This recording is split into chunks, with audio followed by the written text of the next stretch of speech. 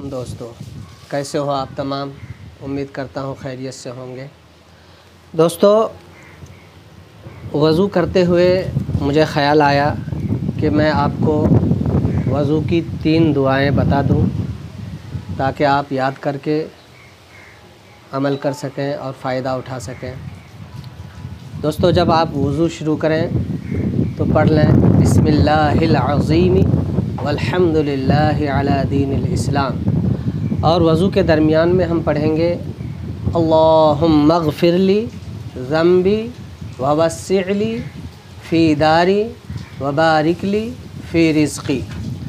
और वज़ू के बाद पढ़ेंगे अल्लाहुम्मा जअलनी मिनत तव्वाबीना वजअलनी मिनल मुतत्तहिरीन।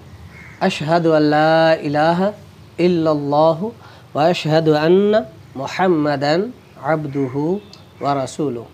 दोस्तों, वीडियो को लाइक, शेयर और चैनल को सब्सक्राइब ज़रूर करें। अस्सलामु अलैकुम व रहमतुल्लाहि व बरकातुहू।